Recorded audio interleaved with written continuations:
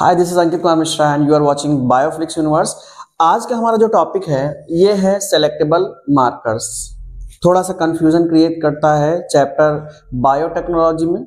जब हम genetic engineering पढ़ रहे होते हैं तो उसमें जब हम लोग प्लाज्मिड या वेक्टर या क्लोनिंग वेक्टर का हम एग्जांपल पढ़ रहे होते हैं तो वहां पर हमें इस चैप्टर या इस टॉपिक के बारे में सुनने को मिलता है, राइट। तो सिलेक्टेबल मार्कर का मतलब क्या होता है? देखिए बेटा, सबसे बड़ी चीज सिलेक्टेबल मार्कर का मतलब क्या होता है। इसका मतलब होता है जैसे फॉर एग्जांपल कि अगर हम कहीं भीड़ में हैं और उस भीड़ में से किसी ऐसे व्यक्ति को हमें ढूंढ निकालना जिससे हमारा कोई कार्य लगने वाला है, जो हमारे लिए प्रॉफिटेबल है, तो उस भीड़ में से अगर हम अपने किसी दोस्त को ढूंढना चाहते हैं तो जब तक उस दोस्त को अगर वो और उस कंडीशन में जब सेम तरह के सभी ने कपड़े पहन रखे हो या ड्रेसअप कर रखा हो, तो उस पर्टिकुलर अपना जो फ्रेंड होता है उसको कुछ ना कुछ एक ऐसा लेबल कर दिया जाता है, एक ऐसा कुछ अलग डिफरेंट विजुअलाइजेशन कर दिया जाता है, कोई अलग कैप लगा दी जाए, मतलब कुछ भी ऐसा जिससे हम उसको बाकी भीड़ से अलग आइडेंटिफाई कर सके। तो ये एक प्रकार से हमने उसको मार्क कर दिया। मॉलिक्यूलर बायोलॉजी में सिलेक्टेबल मार्कर्स का मतलब भी कुछ ऐसा ही होता है। जैसे जेनेटिक इंजीनियरिंग में आपने पढ़ा होगा कि ड्यूरिंग द जीन ट्रांसफर, जब हम लोग जीन ट्रांसफर कर रहे होते हैं तो हमारा जो प्लाज्मिड रिकॉम्बिनेंट होता है, whenever we transfer this gene or hybrid gene into new competent host, जब हम उसको किसी होस्ट में या लिविंग सेल में ट्रांसफर करते हैं तो किस लिविंग सेल ने उसको अडॉप्ट कर लिया और किसने अडॉप्ट नहीं किया है, तो सारे के सारे तो एक साथ होते हैं। और इस कंडीशन में उसको डिफरेंशिएट करने के लिए हम लोग मार्कर्स का यूज करते हैं। मार्कर्स का मतलब होता है कुछ ऐसे डीएनए मार्कर्स या डीएनए लेबल्स या मॉलिक्यूल्स होते हैं जो किसी भी जीन को आइडेंटिफाई करने के लायक बनाते हैं, ठीक है। तो बेसिकली हम इसको लिख सकते हैं, these are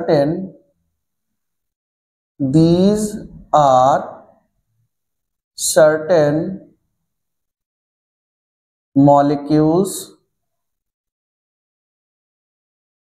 that makes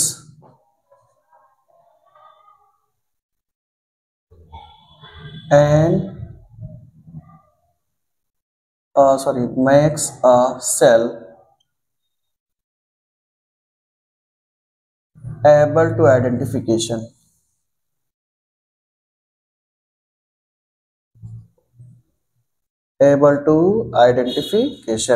right.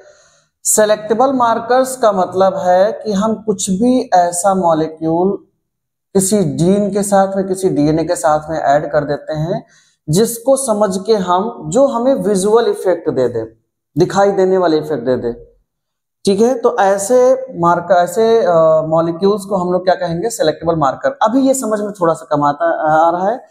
हम कुछ एग्जांपल्स ले लेते हैं जी, ठीक है। सबसे पहले तो हम वही एग्जांपल लेते हैं जो आपकी क्लास 12th एनसीईआरटी में आपको मिल जाएगा, ठीक है। अगर आपको याद होगा, we had a discussion about PBr322। ये एक आर्टिफिशियली मैनिपुलेटेड प्लाज्मिड है। इस प्लाज्मिड में PBr322 मतलब है प्लाज्मिड, B और R का मतलब है बॉलिवर रॉड्रिगेज। एक साइंटिस्ट है जिन्होंने सबसे पहले इस प्लाज्मिड को ई कोलाई के अंदर से निकालकर, बेसिकली इसका नाम तब PBr322 नहीं था क्योंकि वो नेचुरल प्लाज्मिड था, और उसमें 2 नए जीन इंसर्ट करा दिए। अब वो 2 नए जीन क्या थे?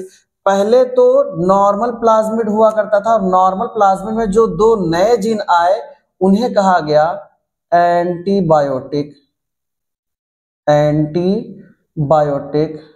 Resistant gene, antibiotic resistant gene.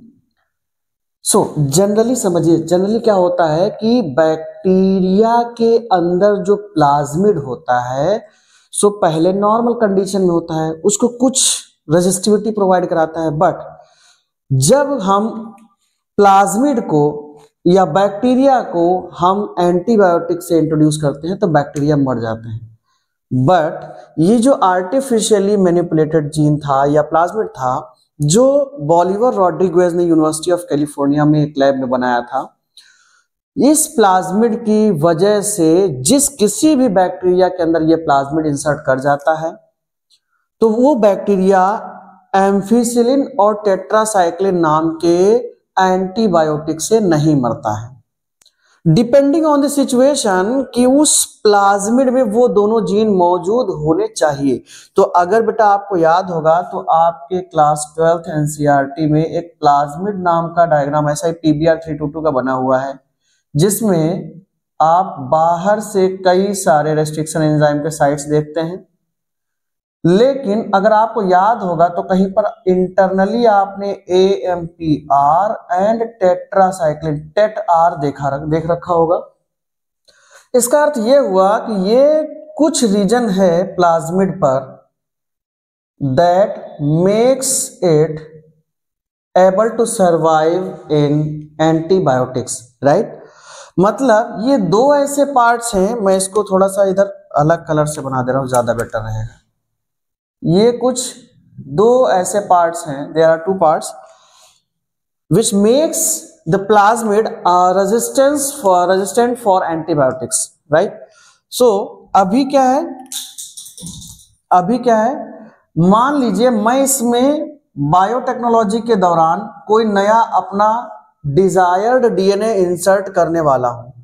तो जब मैं डिजायर्ड डीएनए इंसर्ट करूंगा तो मैंने, या समझ लीजिए कि बॉलिवर रॉड्रिगेज ने ही ये दो जीन इसलिए यहां पर इंसर्ट किए ताकि जब कभी भी इसमें हम अपना डीएनए इंसर्ट करते हैं तो इंसर्ट करके हम किसी भी बैक्टीरिया के अंदर जब हम प्लाज्मिड को इंसर्ट करेंगे जाके, तो उन बैक्टीरिया को जिसके अंदर ये इंसर्ट हो चुका होगा उनको हम एंटीबायोटिक में रख के देख लेंगे।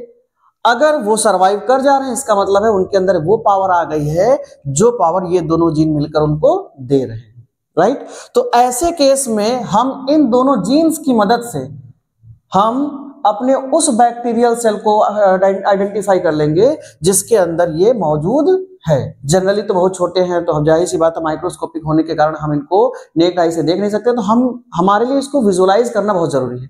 सो for visualization selectable markers are used. तो यहाँ पर प्लाज्मिड बॉलिवर रॉड्रिगेज ने जो बनाया था, इनके केस में सेलेक्टेबल मार्कर्स हैं antibiotic resistant gene. Antibiotic resistant gene मतलब जो एंटीबायोटिक में रेजिस्टिविटी शो करते हैं, राइट। तो ऐसे सेगमेंट को, ऐसे डीएनए को हम कहते हैं सेलेक्टेबल मार्कर। मतलब मैं इनकी वजह से पहचान पा रहा हूं। फॉर एग्जांपल देखिए, जैसे मान लीजिए फॉर एग्जांपल कि हम लाए और अपना डीएनए सेगमेंट हमने यहां पर इंसर्ट कर दिया, ये हमारा डीएनए सेगमेंट है जो इसमें इंसर्ट हो गया। अब अगर हम इस प्लाज्मिड को, क्योंकि इसको एक्सप्रेस कराना है, हमें अपना डीएनए एक्सप्रेस कराना है, तो हम क्या करेंगे, हम प्लाज्मिड को क्या करेंगे, सेल्स, बैक्टीरियल सेल में इंसर्ट करा देंगे। तो मान लिया कि फर्स्ट टाइप का बैक्टीरियल सेल बना वो जिसके अंदर ये प्लाज्मिड पहुंच गया, प्लस मतलब जिसने पॉजिटिव इफेक्ट दिया है, ये पहुंच गया। तो पहुंच गया, तो और दूसरे कौन से हैं जिनके अंदर ये पहुंचा नहीं है, मतलब नेगेटिव इनका रिजल्ट रहा। सो ऐसे प्लाज्मिड जिनके अंदर ये पहुंच गया होगा, अब हम अगर इसको एम्फिसिलिन में या टेट्रासाइक्लिन में रखते हैं, in that case they will be resistant for both of these antibiotics, and that's why ये जीन बैक्टीरिया को एंटीबायोटिक में सर्वाइव करने की पावर दे रहे हैं। दैट्स व्हाई इनकी वजह से आप देखो एक ही कॉलोनी में ये दो बैक्टीरिया है, जैसे इमेजिन कर लीजिए इसके अंदर ये पावर आ गई, इसके अंदर नहीं आई, तो जब भी हम इन दोनों ही सेल्स को इनमें रखेंगे तो ये वाला मर जाएगा और ये वाला नहीं मरेगा। मतलब ये सर्वाइव करेगा, ये एक्सप्रेस करेगा, तो यही हमें विजुअलाइज रहेगा, यही दिखेगा, और ये डिग्रेड हो जाएंगे अर्थात मर जाएंगे। तो with the help of these genes we can identify easily from between transformant, ये ट्रांसफॉर्मेंट्स कहलाएंगे, between transformants and non transformants, right. So आपके एनसीईआरटी में आपको ये दिया हुआ है एंटीबायोटिक रेजिस्टेंट जीन। ये जो एंटीबायोटिक रेजिस्टेंट जीन है यही आपके सिलेक्टेबल मार्कर है। अच्छा, अब यहां से एक रिलेटेड फिनोमिना क्या हो जाती है, मान लीजिए कि हमारा डीएनए इस सेगमेंट पे नहीं ग्रो किया, मतलब यहां हमने नहीं हमारा रेस्ट्रिक्शन एंजाइम यहां नहीं काटा, उसने किसी ऐसे जगह पर काट दिया जो हमारा सिलेक्टेबल मार्कर हुआ करता था। मान लो कि ये हमारा सिलेक्टेबल मार्कर हुआ करता था, अभी ये यहां पे क्या हो गया, हमारा डीएनए इंसर्ट हो गया। In that case the property of resistivity against amphisilin will be destroyed, यानी एम्फिसिलिन में ये रेजिस्टिविटी शो नहीं कर पाएगा, मतलब अगर एम्फिसिलिन रखोगे तो मर जाएगा। ठीक है, तो ऐसे केस में हम क्या करते हैं, हम बैक्टीरियल सेल को एम्फिसिलिन में रख के टेट्रासाइक्लिन में रखते हैं। बट यहां पर हुआ क्या है, यहां पर हमारा डीएनए इंसर्ट करने की वजह से प्लाज्मिड की एक पावर लॉस हो गई। Means due to insertion of foreign DNA, जो हमारा डीएनए है, due to insertion of foreign DNA, the ability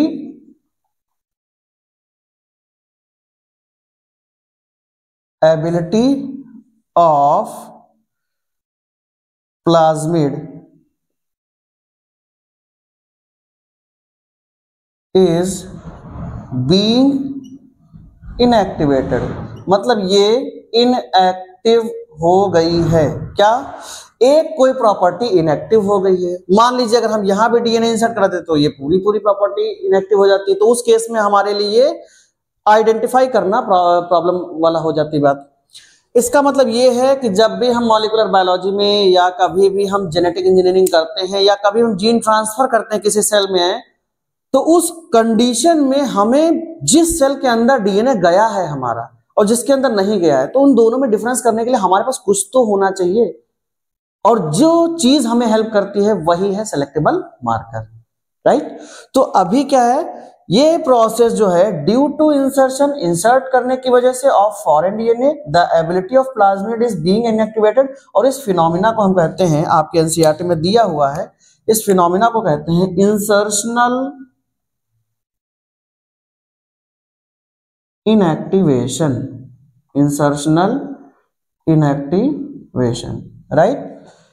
Now let's moving on to the next topic, that is types of selectable markers. selectable markers आपके NCERT में आपको एक तो ये मिल जाएगा, एक मिल जाएगा जब हम बैक्टीरियल कॉलोनी को या ई कोलाई की कॉलोनी में जब हम लोग लैक्टोज की फिनोमिना पढ़ते हैं, लैक्टोज डिग्रेडेशन पढ़ते हैं, तो किसमें लैक्टोज का जीन या किसमें लैक्जेड नाम का जीन प्रेजेंट होता है और किस बैक्टीरिया में नहीं होता है, इसको डिफरेंशिएट करने के लिए हमारे पास लैक्जेड सेलेक्टेबल मार्कर की भी कहानी आती है, तो हम उसको भी पढ़ते हैं। देखिए, इन सेलेक्टेबल मार्कर्स में से पहला तो आपका हो गया एंटीबायोटिक रेजिस्टेंट जीन, दूसरा हो जाता है herbicide resistant gene. Herbicide resistant gene, मान लीजिए हमारे पास, हम लोग किसान है और हमारे पास कोई क्रॉप है, हम क्रॉप, क्योंकि जानते हैं क्रॉप के साथ में वीड्स ग्रो करते हैं, एंड इन दैट केस अगर हम लोग अप्लाई कर रहे हैं वीडिसाइड को, तो वो वीडिसाइड का कुछ ना कुछ पार्ट, कुछ ना कुछ प्रभाव हमारे नॉर्मल क्रॉप प्लांट पर भी पड़ता है, और नॉर्मल क्रॉप प्लांट पर वो प्रभाव ना पड़े, इसके लिए we will have to manipulate the genes of normal crop, right. तो नॉर्मल क्रॉप में हम कुछ ऐसा इंसर्ट कर देते हैं that makes our crop resistance for the weedicides. तो रेजिस्टेंस शो करने के लिए हमारी क्रॉप में कुछ ना कुछ पावर आनी चाहिए। वो पावर कहां से मिलेगी, हमें बाहर से किसी ना किसी जीन को इंसर्ट करना पड़ेगा, and that will be herbicide resistance gene, right. फिर नंबर 3 पर आ जाता है फ्लोरेसेंट जीन। फ्लोरेसेंट जीन जो है, या फ्लोरेसेंट मार्कर बेसिकली कह सकते हैं। फ्लोरेसेंट मार्कर का मतलब है ये कुछ भी प्रोटीन मॉलिक्यूल्स हो सकते हैं, कुछ भी प्रोटीन मॉलिक्यूल्स हो सकते हैं जो फ्लोरेसेंट, मतलब जो एक विजुअल इफेक्ट देते हैं, मतलब एक कलर देते हैं। तो फ्लोरेसेंट मार्कर्स में से बहुत सारे प्रोटीन्स आते हैं मॉलिक्यूलर बायोलॉजी में।